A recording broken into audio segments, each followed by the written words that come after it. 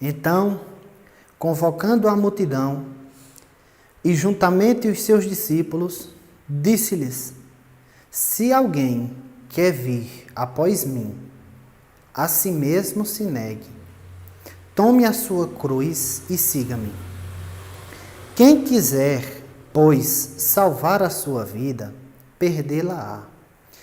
E quem perder a vida por causa de mim e do Evangelho, salvá-la-á. Que aproveita o homem ganhar o mundo inteiro e perder a sua alma? Que daria um homem em troca de sua alma? Porque qualquer que nesta geração, adúltera e pecadora, se envergonhar de mim e das minhas palavras, o Filho do Homem se envergonhará dele, quando vier na glória de seu Pai com os santos anjos. Então, o Evangelho de Marcos tem como autor Marcos, que era primo de Barnabé. Alguns teólogos dizem que Marcos escreveu o seu evangelho tutelado por Pedro. Pedro iria ditando e ele ali iria escrevendo. Marcos escreveu esse evangelho para os romanos. É por isso que quando nós lemos algumas coisas no livro de Marcos, ele explica, né? Como foi na questão que nós meditamos, na tradição dos anciões, ele explicou várias coisas, porque os romanos não entendiam aqueles rituais que os judeus faziam. Então, como Marcos está escrevendo para romanos, ele explica porque os romanos não sabiam. O Evangelho de Marcos ele tem 3 características assim, distintas dos demais. A primeira é que ele é um evangelho muito resumido, é um evangelho direto ao ponto. Se você ler o Evangelho de Marcos por inteiro, você perde o fôlego, porque em nenhum momento Jesus dá pausa. Toda hora ele está ali trabalhando, e Marcos faz isso de maneira proposital. Para mostrar que, aí nós entramos na segunda característica, que Jesus é o Senhor que serve. E terceiro, é que Jesus é o servo sofredor. Então essas 3 características, elas são aparentes aqui no Evangelho de Marcos. E o contexto da passagem a qual nós lemos e iremos meditar, ela se inicia a partir do versículo 27, onde Jesus olha para os seus discípulos e pergunta para eles o que as multidões diziam, ou o que as multidões criam, quem ele era. E no final das contas, Pedro diz que Jesus era: tu és o Cristo. Em outras passagens, o Filho do Deus vivo. Então, Jesus começa a dizer a Pedro e aos demais apóstolos o que ele deveria passar. Diante da afirmativa de Pedro, de que ele era o Cristo que haveria de vir, Jesus começa a dizer o que ele iria passar. Ele disse: daqui eu vou para Jerusalém, eu vou ser rejeitado pela liderança religiosa, pelos escribas, pelos fariseus, por todos os doutores da lei.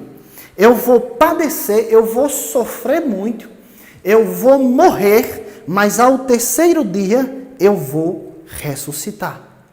Então Pedro chama Jesus de canto e repreende Jesus. A palavra que aparece, repreender ou exortar, é uma palavra extremamente forte que Pedro disse com Jesus. Ele censura Jesus, né? Ele censura Jesus. Mas Jesus olha para Pedro e diz o seguinte, no versículo de número 33, já no fim, ele diz assim: arreda, Satanás, porque não cogita das coisas de Deus, e sim das dos homens. Essa foi a resposta que Jesus deu a Pedro, quando Pedro disse que Jesus não morresse, ele guardasse a sua vida. Essa foi a resposta que Jesus deu a Pedro. Aqui, se nós lembrarmos, aparenta muito a tentação de Jesus no deserto, onde Satanás oferece toda a glória desse mundo e todos os reinos desse mundo.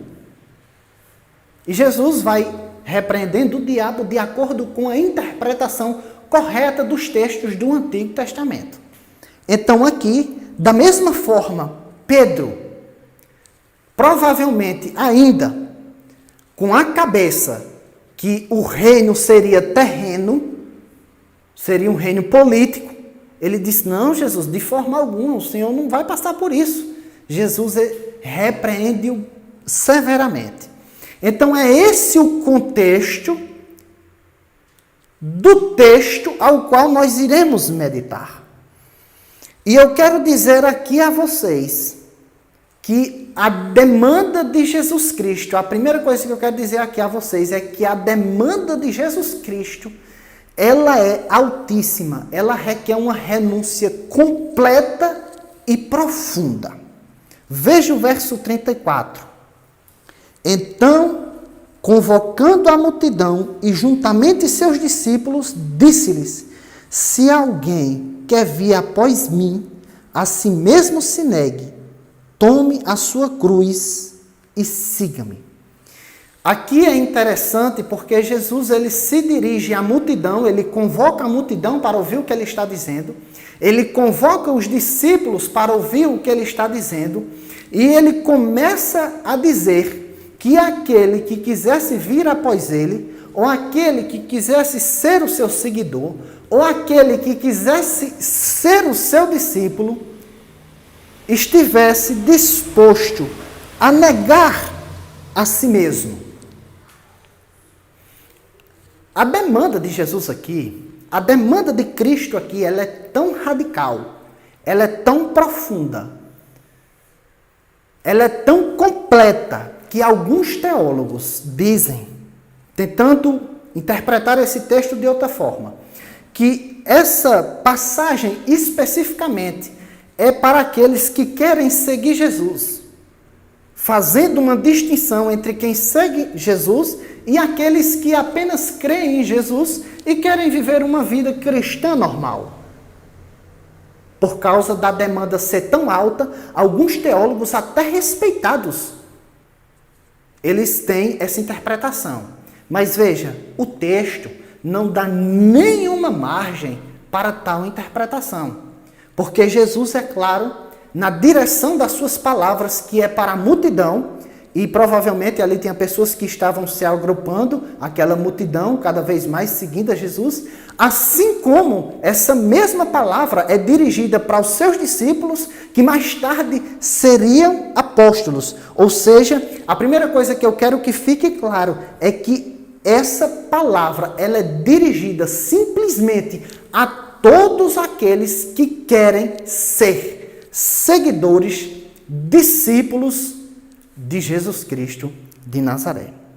Então Jesus começa a dizer que aquele que quisesse vir após ele negasse a si mesmo, negasse todos os seus desejos, negasse todas as coisas que tivessem vontade, negasse todos os projetos e planos que não tivessem de acordo com a palavra de Deus e de acordo com a vontade de Jesus Cristo revelada na Bíblia, que todo e qualquer sentimento e vontade que não tivesse de acordo com Deus e com sua palavra, deveria ser negado para que possamos, ou para que as pessoas pudessem seguir a Cristo. A primeira coisa que eles deveriam fazer era negar a si mesmo de forma total e completa.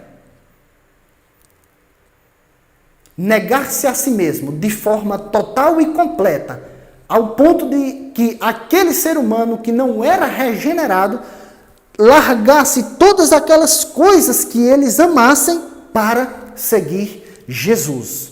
Ou seja, a demanda de Jesus Cristo aqui, ela é radical. Ela é radical. Aquele que quer vir após mim, negue-se a si mesmo. Então, negar a si mesmo é uma das coisas que Jesus exige para os seus seguidores. Segundo, tome a sua cruz e siga-me. Tomar a cruz, aqui Marcos evidentemente não explica, porque ele está escrevendo para pessoas romanas que sabiam muito bem o que era crucificação. E a cruz, ela tinha 3 propósitos específicos. A cruz, ela tinha 3 propósitos específicos. O primeiro propósito da cruz era fazer com que o indivíduo fosse envergonhado e humilhado. O primeiro propósito da cruz era para que o indivíduo fosse envergonhado e humilhado. É tanto que quando alguém era crucificado, o Império Romano fazia com que essa pessoa andasse numa via muito movimentada para que as demais pessoas pudessem ver que o condenado estava ali sendo humilhado e envergonhado. Esse era a primeira função da cruz. A segunda função da cruz era impor um sofrimento e uma tortura profunda. É tanto que algumas pessoas dizem que a crucificação era, e alguns ainda dizem que é, o maior instrumento de tortura ao longo da história produzida. A segunda função da crucificação era uma tortura e era um sofrimento muito grande. E por fim, a terceira função da cruz era, de fato, matar o indivíduo com a pena capital. Então Jesus está dizendo que aquele que quer ir após ele tem que negar a si mesmo e tem que tomar a sua cruz e segui-lo. Então o que Jesus estava dizendo àquela multidão e aos seus discípulos era que se eles quisessem segui-lo, ao invés deles estarem pensando num reinado terreno, num reinado físico, num reinado político, no bem-estar social de Israel, como um rei davídico, eles tinham que estar dispostos a, primeiro, ao seguirem Cristo, ao serem envergonhados e humilhados. Segundo, eles deviam estar dispostos a sofrerem muito e de várias formas e passarem por todos os tipos de tortura. E terceiro e por fim, eles deveriam estar dispostos a, se preciso e se necessário fosse, até mesmo a morrerem. Era isso o que Jesus estava dizendo àquela multidão e aos seus discípulos. Se vocês quiserem me seguir, vocês têm que estar dispostos a negarem a si mesmo, a estar dispostos a sofrerem, a serem humilhados e, se preciso for e necessário for, morrerem. Será que nós estamos dispostos a seguir Jesus aos moldes dele? Eu não estou falando de seguir Jesus aos moldes da igreja A, ou da igreja B, ou da igreja C. Eu estou falando seguir Jesus aos moldes que ele mesmo exigiu. E quando nós olhamos para a história da igreja, já na época de Cristo, na época dos apóstolos e o primeiro século, o caminho que Jesus está dizendo que os seus discípulos iriam trilhar, foi o caminho que ele trilhou. Foi o caminho que a igreja primitiva trilhou. Foi o que a igreja, ao longo da história, trilhou. É o caminho de negar a si mesmo, de tomar a sua cruz, de ser humilhado, sofrer, ser torturado e morto.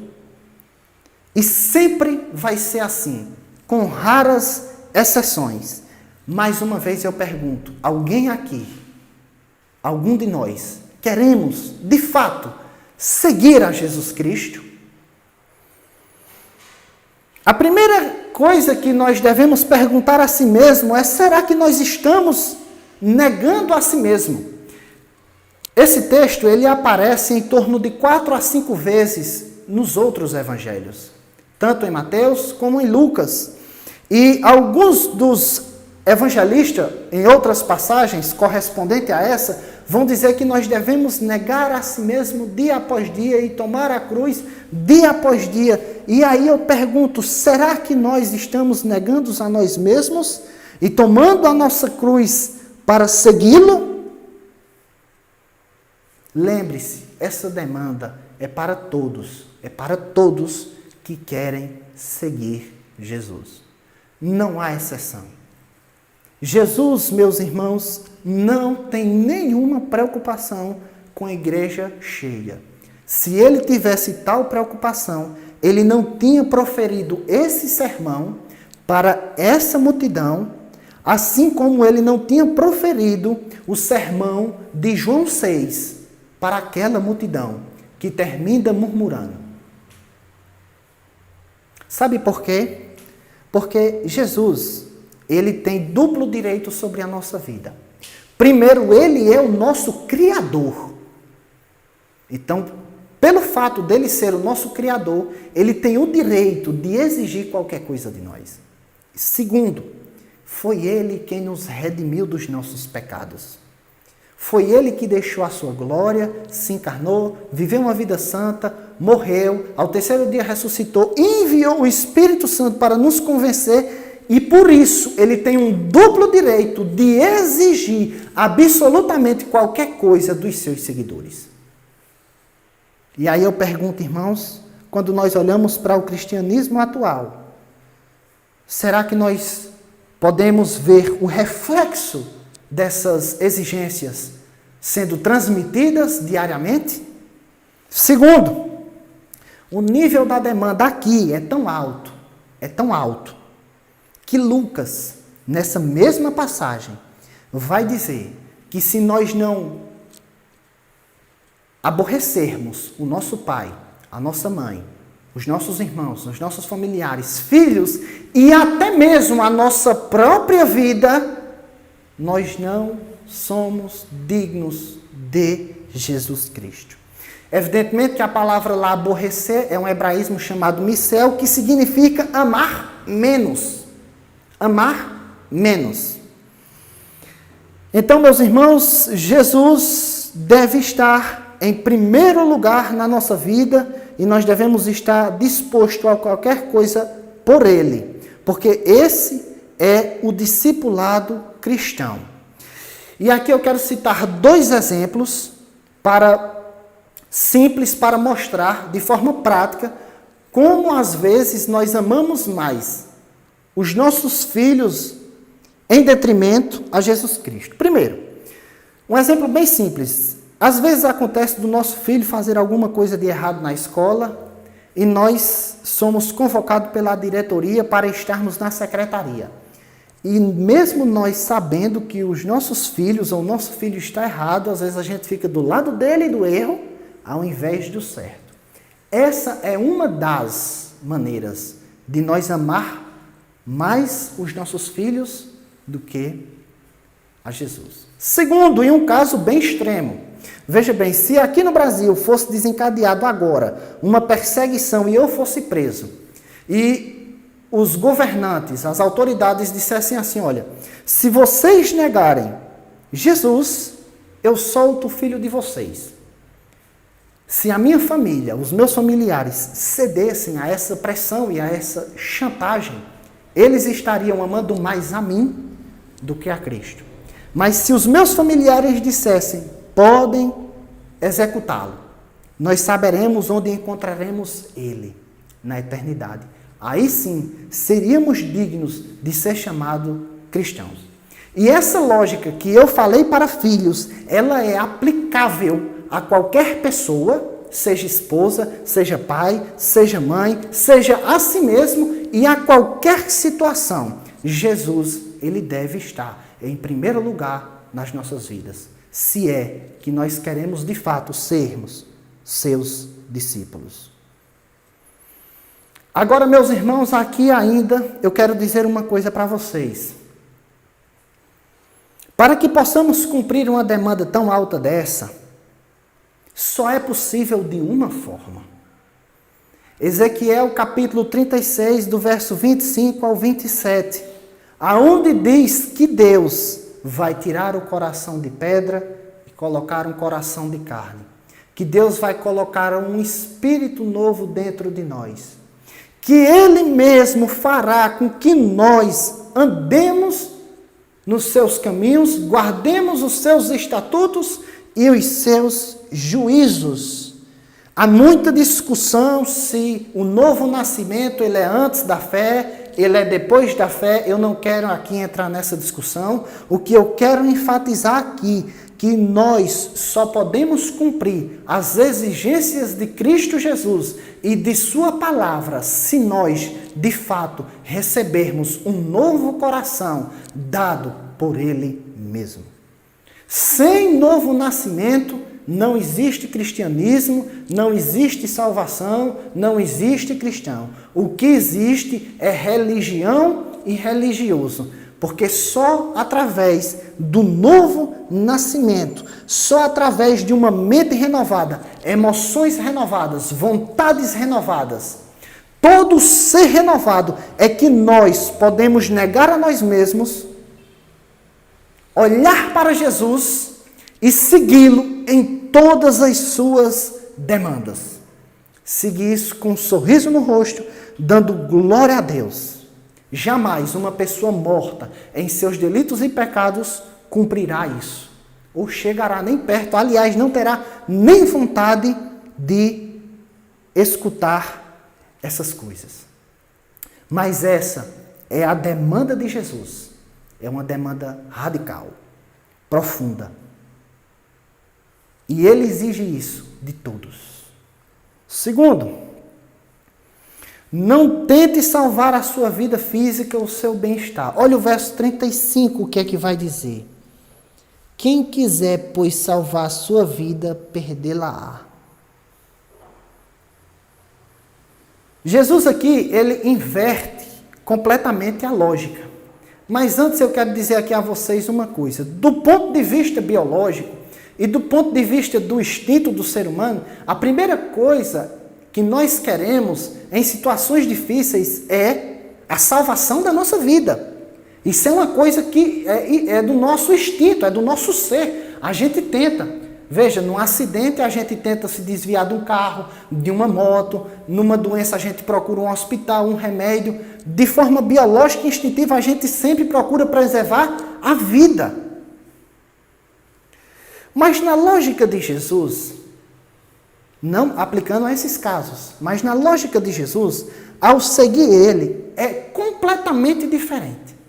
Ele vai dizer que aquele que quiser salvar sua vida, ele tem que estar disposto a perder ou morrer. Esse é o paradoxo da vida cristã. As pessoas que estiverem preocupadas em guardar ou resguardar ou salvar suas vidas físicas, no final receberão um juízo e uma destruição eterna. A vida cristã, irmãos, infelizmente, ela é uma vida descartável. Ela é hoje e não é amanhã, porque alguém pode entrar aqui e atirar e matar. E assim se foi a nossa vida. Assim se vai a vida de milhões e milhões de pessoas ao redor do globo terrestre. Ao redor do mundo. Pessoas morrem, pois a vida cristã, nesse sentido, ela é descartável.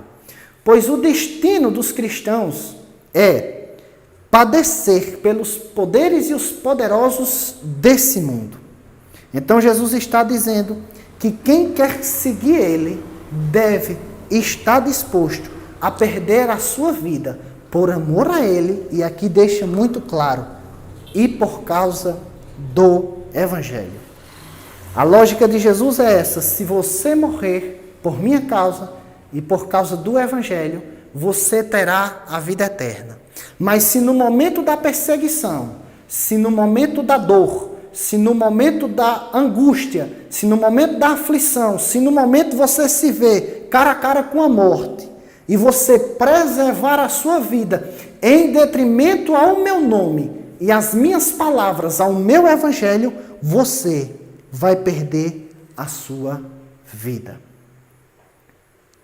Agora imaginem só aquela multidão que vinha seguindo Jesus e os seus discípulos pensando ainda no reino material, físico e bélico, como foi que eles não ficaram? Mas Jesus diz aberto e claramente: aquele que tentar salvar a sua vida, perdê-la. O preço do discipulado, o preço da vida cristã, pode custar a própria vida do indivíduo. Essa a mensagem clara do Evangelho. Foi e sempre será. Então, a primeira coisa que nós aprendemos aqui, nessa passagem, nesse contexto, é que nós devemos saber que a salvação, ela é somente pela fé, por meio da graça. É graça de Deus. É pela fé, pelo arrependimento, o novo nascimento. A salvação é por isso, não é porque nós morremos por Cristo que nós temos a salvação. É justamente o contrário. É porque Jesus morreu por nós, é que nós somos salvos. Porém, quando Deus transforma uma pessoa, regenera ela, quando ela crê, se arrepende, quando ela é salva, ela é disposta a dar a sua vida por amor a Cristo e por amor ao Evangelho.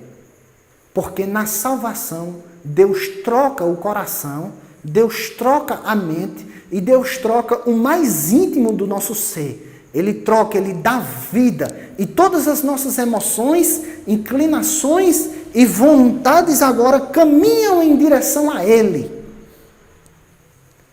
Porque Pedro vai dizer que nós somos, os cristãos, os regenerados, os nascidos de novo, nós somos participantes da natureza divina.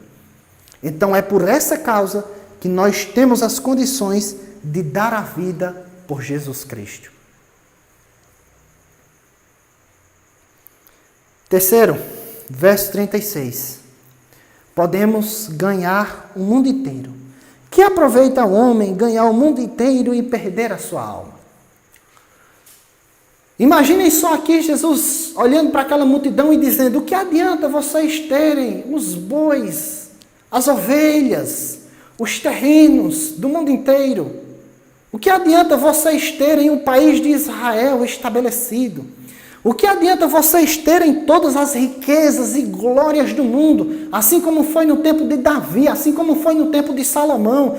O que adianta vocês terem tudo que a terra produzem, todo o dinheiro, todo o glamour, todas as roupas, tudo o que for possível o mundo dá, mas no final das contas, o que adianta se vocês perderem a sua alma?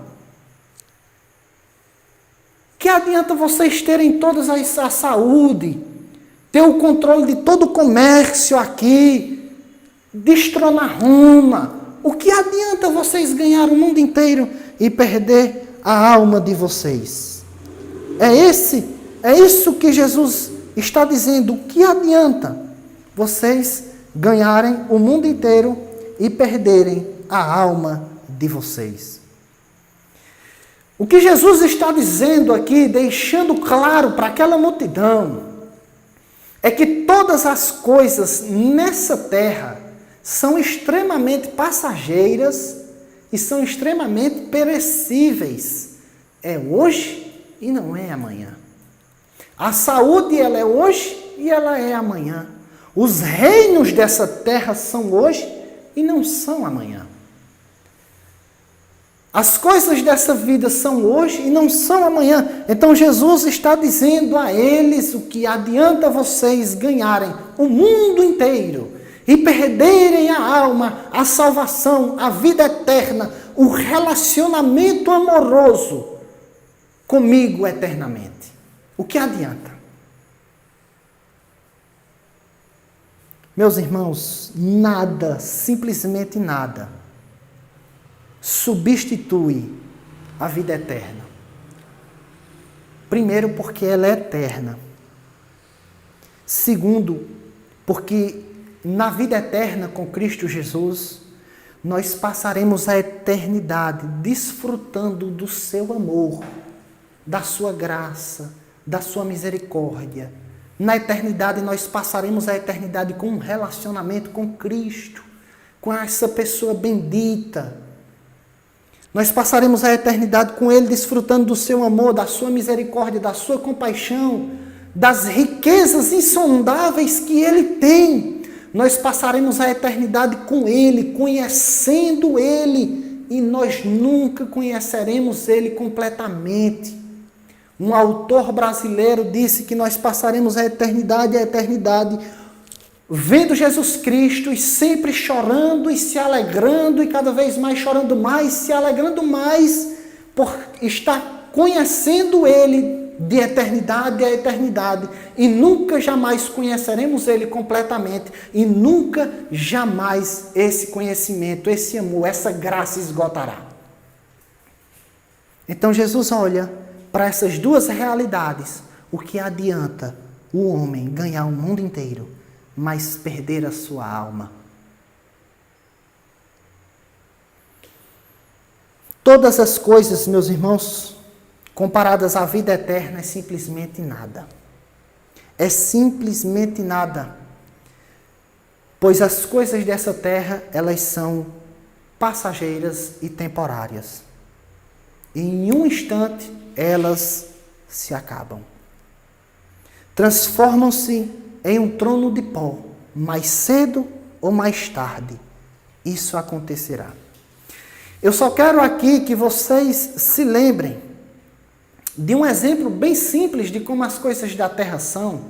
É que quando alguém é eleito presidente da República, deputado, senador, vereador, prefeito, no dia da sua eleição, da sua vitória, ele está comemorando. No dia seguinte, ele está cheio de cobranças, de angústias, de contas a prestar, sua vida privada sendo exposta e daí por diante. As coisas dessa terra, elas são assim. A única coisa que importa é a nossa salvação e o nosso relacionamento com Cristo. Essa é a coisa que importa, é a única coisa. É a nossa salvação e o nosso relacionamento com Ele. As demais coisas são fúteis, são vãs e passam muito rápido. Quarto, versículo de número 38. E aqui nesse verso de número 38, eu queria dividir ele em 3, para que fique bem claro o que Jesus quer dizer aqui no verso 38. A primeira coisa é: como é a presente geração? Olha como é a presente geração. Porque qualquer que nesta geração adúltera e pecadora. Então, quero que vocês fixem-se aqui. A expressão adúltera e pecadora é usada aqui baseada na linguagem do Antigo Testamento. Essa linguagem era muito usada pelos profetas. Como uma das funções ou um dos ofícios de Cristo era ser profeta, Jesus era profeta, era rei e era sacerdote. Aqui, como profeta, Jesus denuncia com muita clareza, força e profundidade como era a presente geração dele. Era adúltera e era pecadora. Essa expressão ela aparece 3 vezes. 2 vezes em Mateus 12 e Mateus 16. Essas 2 vezes que aparece essa expressão está atrelada a uma geração que sempre está buscando sinais e mais sinais, milagres e mais milagres, sinais e mais sinais. Então, primeira coisa, quando você vê alguém procurando sinais e mais sinais, milagres e mais milagres, provavelmente essa pessoa se encaixa nessa descrição de Jesus.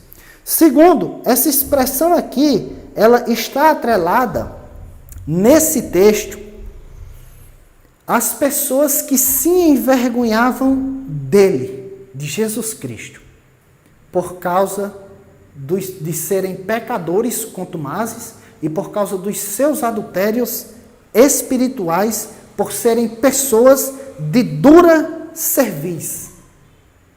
Então eles, esperando um reinado físico, Jesus disse que o Filho do Homem não tinha sequer onde reclinar a cabeça. Para os judeus, um Messias assim, onde não tinha onde reclinar sua cabeça, um Messias que foi crucificado era para um judeu blasfêmia e vergonhoso. E é isso o que o apóstolo Paulo fala em suas cartas. Que o evangelho, para os judeus, era uma blasfêmia e era vergonhoso. Para uma nação que tinha expectativas de um Messias como Davi, receber um Messias numa cruz, de fato, nessa lógica, e esperando isso, realmente é vergonhoso. Nós entendemos aqui, da mesma forma, que a nossa geração é uma geração adúltera e uma geração pecadora. É uma geração que se envergonha de Jesus e do seu evangelho. E assim como Jesus pregou para a geração dele dessa forma, nós, como seus discípulos, nós também devemos pregar da mesma forma que Jesus pregou. E além disso, mostrar que no final das contas, as pessoas se envergonham do evangelho e de Jesus Cristo. Segundo, ainda no verso 38, Jesus vai voltar, e eu queria dizer a vocês como ele vai voltar. Antes de tudo, irmãos, eu quero que vocês relembrem o contexto dessa passagem. Primeiro, Jesus diz que ele iria para Jerusalém e ele iria sofrer e padecer. Segundo, Jesus diz que isso se cumpriu. Jesus disse que iria ser rejeitado pelos líderes religiosos da sua época. E ele foi rejeitado, assim como ele disse nos versos anteriores. Jesus disse que iria morrer e Jesus morreu. E ele disse que iria ressuscitar. E Jesus ressuscitou. E nesse mesmo texto aqui, logo em seguida, como Jesus disse tudo isso e se cumpriu, aqui também Jesus está dizendo, um dia eu vou voltar. E eu vou voltar na glória do meu Pai com os santos anjos. A primeira vez que Jesus veio aqui nessa terra, Jesus não tinha onde reclinar a sua cabeça.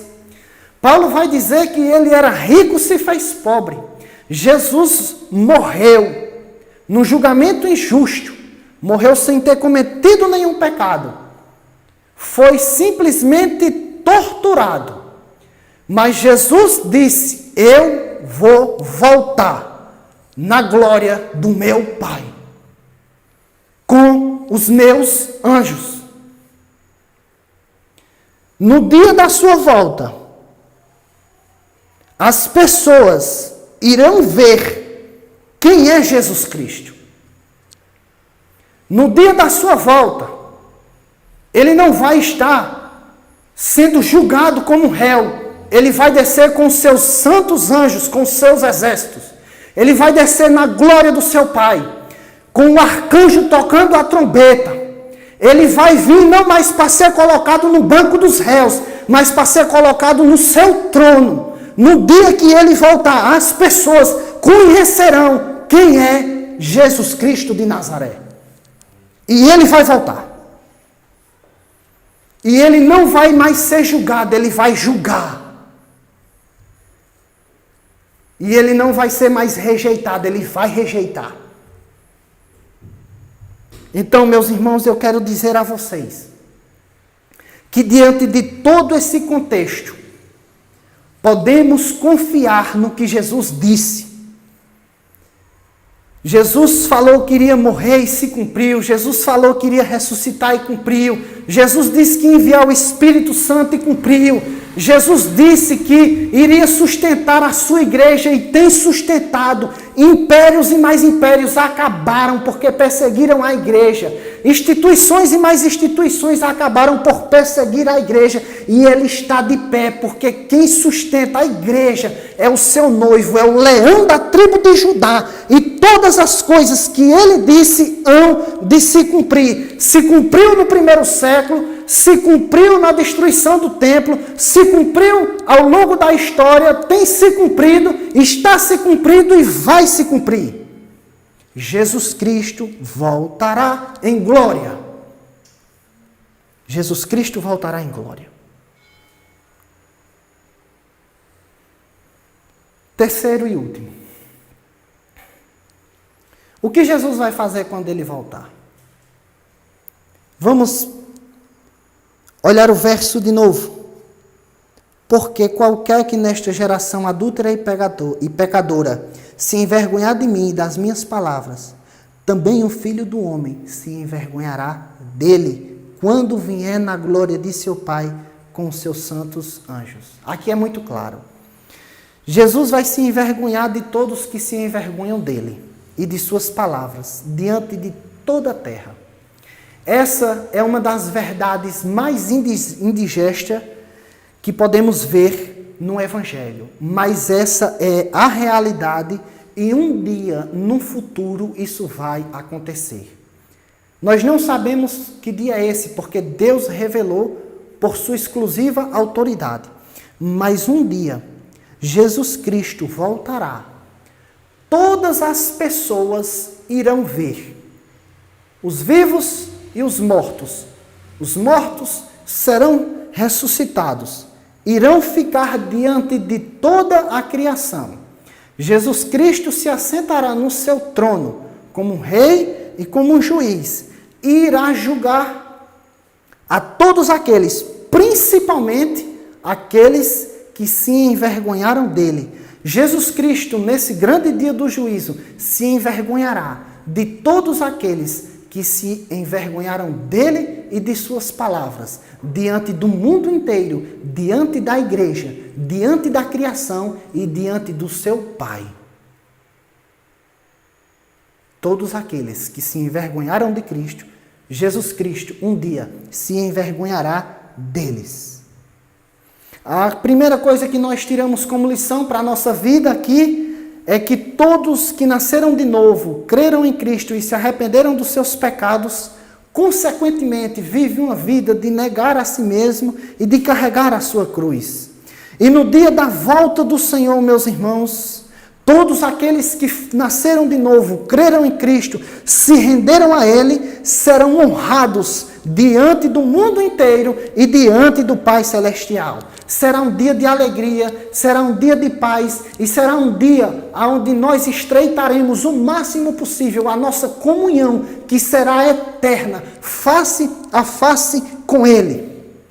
Será o dia onde Deus enxugará todas as lágrimas dos seus filhos, diz Apocalipse. E eu quero ler aqui com vocês Mateus capítulo de número 25, versículo de número 34. Mateus 25, verso de número 34. Olha o que Jesus vai dizer àqueles que são salvos naquele grande dia. Então dirá o rei aos que estiverem à sua direita: vinde, benditos de meu Pai. Vinde, benditos de meu Pai. Entrai na posse do reino que está preparado desde a fundação do mundo. É isso o que Jesus dirá a todos aqueles que não se envergonharam a Ele, a todos aqueles que tomaram a sua cruz, que negaram a si mesmo e seguiram a Ele. Escutarão isso diante de toda a criação, diante de todo o cosmos, diante de todos os seres humanos de todos os tempos. O rei dirá: vinde, benditos de meu Pai, entrem. Será um dia público, onde as coisas serão ditas e feitas publicamente. E por fim, todos aqueles que se envergonharam de Cristo e de suas palavras, não esperem outra coisa a não ser o que deu a Ele. Se você se envergonhar dele e de suas palavras, não espere outra coisa naquele grande dia, a não ser vergonha de Cristo diante do Pai Celestial e diante de todos. Todos aqueles que se envergonharam de Cristo aqui nessa terra, Jesus vai se envergonhar deles diante do seu Pai, na presença dos seus santos anjos, na presença de todos.